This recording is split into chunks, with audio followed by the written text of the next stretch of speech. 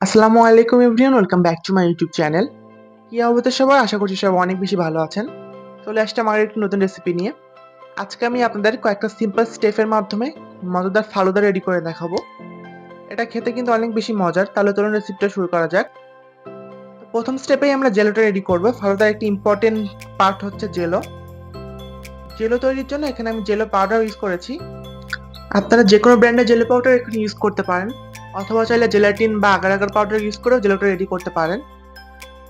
আমি এখানে jello powder দিয়ে প্যাকেটের ইনস্ট্রাকশন অনুযায়ী জেলোটা রেডি করছি। আপনারা যে কোনো ব্র্যান্ডের জেলো পাউডার ইউজ করেন না কেন, প্যাকেটের ইনস্ট্রাকশন অনুযায়ী জেলোটা রেডি করবেন। 1 কাপ পরিমাণে পানি অ্যাড করেছি এবং এটাকে জাল করে নিচ্ছি। প্রায় 3-4 মিনিট এটাকে জাল করার পর আমি এটাকে একটা পাত্রে ঢেলে নিচ্ছি। তারপর আমি এটাকে সেট হওয়ার জন্য রেখে দিব। আর আমি আজকে এখানে 2টা কালারের জেলো ইউজ করেছি, একটা চেরি ফ্লেভার এবং আরেকটা বানানা ফ্লেভার। আপনারা নিজের পছন্দ মতো জেলো ইউজ করতে পারেন। তো জেলোটা রেডি করার পর এটাকে আমি এবার নর্মাল ফ্রিজে রেখে দিব প্রায় 10-15 মিনিটের জন্য, এটা ভালোভাবে সেট হয়ে যায়। তো দেখুন আমি এটাকে ফ্রিজ থেকে বের করে নিয়েছি এবং আমার জেলোটা এখন পুরোপুরি রেডি। দেখতে পাচ্ছি কত সুন্দর মতো জেলোগুলো জমে গেছে। তারপরে জেলোগুলোকে আমি কিউব করে কেটে নিচ্ছি।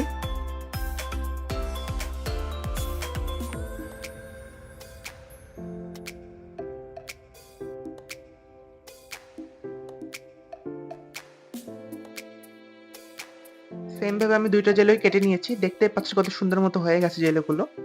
আমরা নেক্সট স্টেপে ফালুদা সেভ রেডি করব। এর জন্য একটা পাত্রে আমি 1/2 কাপ পরিমাণে কাস্টার্ড পাউডার নিয়ে নিচ্ছি। আপনারা চাইলে কর্নফ্লাওয়ার দিয়েও তৈরি করতে পারেন, তবে কাস্টার্ড পাউডার ইউজ করলে আসলে ফ্লেভারটা বেশি ভালো আসে। এর ভিতরে আমি 1.5 কাপ পরিমাণে পানি দিয়ে দিব।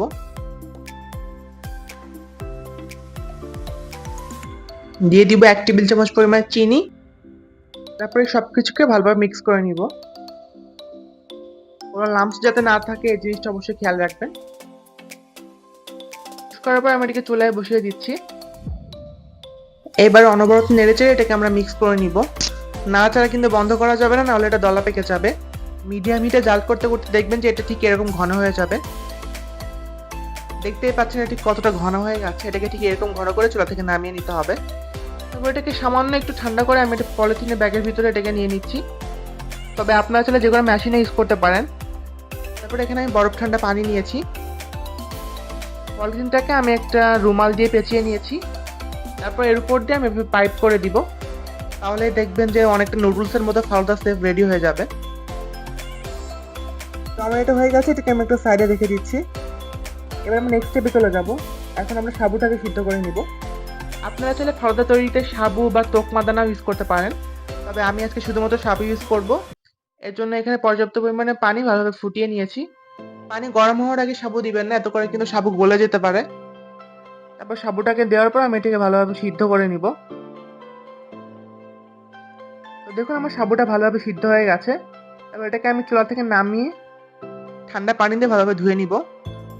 তারপর এটাকে আমি একটা সাইডে রেখে দিচ্ছি। এবার আমরা ফালুদার জন্য দুধটাকে রেডি করব। এখানে আমি 1 লিটার পরিমাণে দুধ নিয়েছি। এর ভিতরে দিয়ে দিচ্ছি 1/2 কাপ পরিমাণে গুঁড়া দুধ।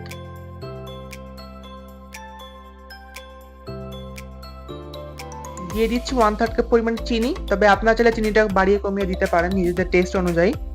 তারপরে সবকিছুকে মিক্স করে নিচ্ছি। তারপর এটাকে আমরা জাল করে নিব প্রায় 4 থেকে 5 মিনিট। এর ভিতরেই কিন্তু দুধটা অনেকটা ঘন হয়ে যাবে। তবে আপনারা যদি গুঁড়া দুধ ইউজ করতে না চান, সেক্ষেত্রে কিন্তু 2 লিটার দুধ জাল করে অনেকটা ঘন করে নিতে হবে। তো মোট কথা দুধটাকে আমি ভালোভাবে ঘন করে নিয়েছি।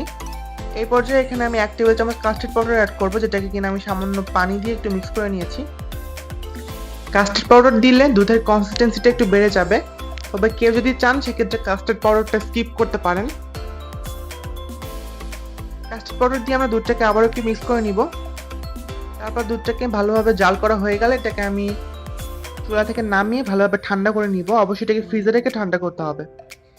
এবার আমরা ফ্রুটসগুলোকে রেডি করব। আজকের রেসিপির জন্য আমি এখানে কলা, আপেল আর বেদানা এবং আঙুর ইউজ করেছি, বা আপনারা নিজেদের পছন্দ মতো ফ্রুটস ইউজ করতে পারেন। তবে অতিরিক্ত রসালো ফল কিন্তু ফালুদা ইউজ করা যায় না। এর ভিতরে আমি 1 টেবিল চামচ পরিমাণে চিনি এবং 1/2 চা চামচ পরিমাণে ভিনেগার অ্যাড করেছি। তারপর এটাকে মিক্স করে একটা সাইডে রেখে দিচ্ছি। এবার আমরা ফালুদাকে অ্যাসেম্বল করব। ফার্স্টে গ্লাসের নিচে আমি ফালুদা সেভ অ্যাড করছি।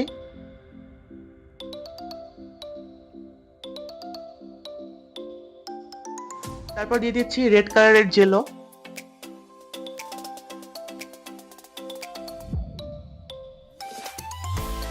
দিয়ে দিচ্ছি সাবু।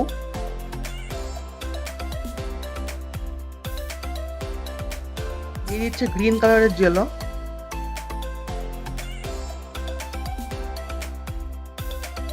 ফ্রুটস দিয়ে দিচ্ছি।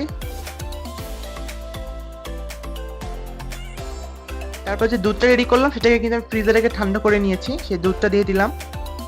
উপর দিয়ে দিচ্ছি ভ্যানিলা আইসক্রিম। আইসক্রিম কিন্তু অনেক ইম্পর্টেন্ট একটা ইনগ্রিডিয়েন্টস ফালুদার জন্য, তো অবশ্যই আইসক্রিম দিতে হবে এখানে। উপর দিয়ে আমি কিছু জেলো এবং বাদাম দিয়ে দিচ্ছি। আর আমাদের ফালুদা কিন্তু এখন পুরোপুরি রেডি। আপনারা চাইলে সবকিছু এভাবে মিক্স করে নিতে পারেন, জাস্ট গ্লাসে ঢেলে উপর দিয়ে আইসক্রিম দিয়ে দিলে হয়ে যাবে। এটা করলে কাজটা আরো বেশি ইজি হয়ে যায়। তো দেখুন আমার ফালুদা এখন পুরোপুরি রেডি হয়ে গেছে। দেখতে পাচ্ছেন এটি কতটা ইয়াম্মি লাগছে দেখতে। এটা কিন্তু খুবই মজার ছিল। অবশ্যই একবার ট্রাই করবেন রেসিপিটা। আর ট্রাই করলে আমাকে জানাতে ভুলবেন না আপনাদের কাছে ফালুদাটা কিরকম লেগেছে। আজকে এখানেই বিদায় নিচ্ছি, নেক্সট ভিডিওতে আবার দেখা হবে। সবাই বেশি ভালো থাকবেন এবং ফালুদাটা অবশ্যই ট্রাই করবেন। আল্লাহ হাফেজ।